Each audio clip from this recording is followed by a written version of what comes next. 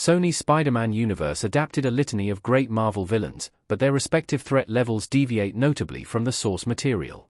While some characters in the SSU have been adapted faithfully, others have fallen short of their comic book counterparts significantly. This ranking focuses on their depictions within the SSU, assessing their threat levels based on their actions, abilities, and overall presence in the films, as opposed to how they would rank in the comics. The SSU aimed to expand Spider-Man's rogues gallery into a connected universe independent of the MCU timeline. Beginning with Tom Hardy's Venom, the SSU quickly released 2 Venom sequels, Morbius, Madam Web, and Kraven the Hunter. The lukewarm reception for most of these led to the SSU's conclusion long before Sony's Sinister Six plans. Each of these features a famed Spider-Man villain facing another, often shifting one into the role of tragic anti-hero. As such, the franchise boasted a wealth of Marvel adversaries with varying degrees of fidelity. 14. Calypso Ezeli. Kraven the Hunter. In Kraven the Hunter, Calypso Ezeli is reimagined as the descendant of an African mystic who provides Kraven with the herbal potion that saves his life and grants him enhanced abilities. Unlike her comic book counterpart, a cunning and malevolent voodoo witch, Calypso in the SSU is stripped of her villainous roots. Her role is largely supportive, and she displays no significant powers or intent beyond aiding Kraven's transformation. This stark deviation from the comics leaves Calypso as the least threatening villain in the SSU. She lacks autonomy and presence, serving as little more than a plot device. Her portrayal diminishes the character's potential for menace and complexity. 13. Chameleon, aka Dmitry Kravenov. Kraven the Hunter. Chameleon makes a low-key debut in Kraven the Hunter. However, his shape-shifting powers do not appear until the end of the movie, with Chameleon's powers reduced to disappointing vocal mimicry. While this skill suggests his full potential, the execution falls flat. One of Chameleon's most notable scenes involved a comical imitation of Harry Styles during a performance at his club, which significantly undermines his threat level. In the comics, Chameleon is a master of disguise and espionage, often manipulating events from the shadows. The SSU version only hints at this, reducing him to a secondary character with minimal impact. Null, creator of the symbiotes. Venom, The Last Dance. In Venom, The Last Dance, Null, the ancient god and creator of the symbiotes, makes his cinematic debut.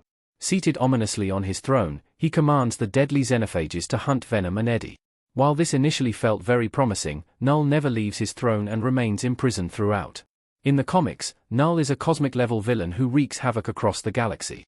The SSU portrayal hints at his potential but never shows it. Instead, he simply plots and unleashes the xenophages. Null could have instigated a more significant SSU story that displayed his extensive powers, but his limited role here keeps him low on this ranking. 11. Morbius the Living Vampire. Morbius. Jared Leto's portrayal of Morbius in Morbius transforms the character from a complex villain into a tragic anti-hero. While he possesses vampiric abilities, including super strength, speed, and echolocation, his reluctance to harm innocents significantly reduces his threat level. The decision to have Morbius consume artificial blood instead of preying on humans further softens his menace. In the comics, Morbius is a complex character who straddles the line between hero and villain. The SSU version leans heavily toward the heroic side, making him less intimidating. Despite moments of violence and supposed menace, Morbius struggles to establish himself as a truly threatening figure. 10. Milo Morbius. Morbius. Milo, the primary antagonist in Morbius, serves as a darker reflection of the titular character. Unlike Morbius, Milo fully embraces his vampiric nature, showing no hesitation in harming innocents. His superhuman abilities make him a formidable foe, and his lack of moral restraint amplifies his threat. However, Milo suffers from a lack of depth and originality, feeling like a generic villain. He is a composite of several Marvel villains, including Morbius himself, but lacks any real dynamism. While he poses a greater immediate danger than Morbius, his characterization is underwhelming. The SSU misses an opportunity to delve deeper into his motivations, leaving him as a serviceable but forgettable antagonist. Shriek, aka Francis Barrison. Venom, Let There Be Carnage. Shriek appears in Venom, Let There Be Carnage as the partner of Cletus Cassidy.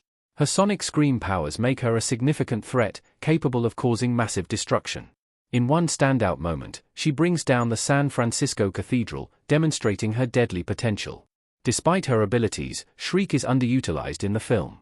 Her backstory and relationship with Carnage are only briefly explored, leaving her character feeling incomplete. In the comics, Shriek is a deeply unhinged and dangerous villain, but the SSU tones down her menace. While she's more impactful than some others, she doesn't fully live up to her potential. The Foreigner. Kraven the Hunter. Kraven the Hunter introduces the foreigner as a cold and calculating assassin with hypnotic powers. His ability to make people oblivious to his presence adds a chilling edge to his character, resulting in several tense and eerie scenes. His strategic approach and lethal efficiency make him a credible threat. However, the foreigner's reliance on his hypnosis ultimately proves to be his downfall. Once Kraven overcomes this advantage, the foreigner is dispatched relatively easily. While he's more effective than many SSU villains, his limitations prevent him from ranking higher. 7. Carlton Drake and Riot. Venom. The antagonists of Venom, Carlton Drake and his symbiote partner Riot, present a formidable challenge to Eddie Brock and Venom. Riot's larger size and arsenal of weaponized symbiote appendages make him a fearsome opponent. The final battle depicts Riot's destructive potential, emphasizing his superiority in raw power. Drake's arrogance and lack of adaptability, however, hinder Riot's effectiveness. Their bond is less harmonious than Eddie and Venom's, ultimately leading to their defeat. While Riot is a physically imposing villain, Drake's shortcomings prevent him from reaching his full potential as a threat. Cletus Cassidy and Carnage. Venom, Let There Be Carnage. Woody Harrelson's portrayal of Cletus Cassidy in Venom, Let There Be Carnage was certainly underwhelming. Regardless, when paired with the Carnage symbiote, he becomes a deadly force, using his powers in creative and terrifying ways. The Cathedral battle highlights their combined menace, with Carnage's tendrils wreaking havoc.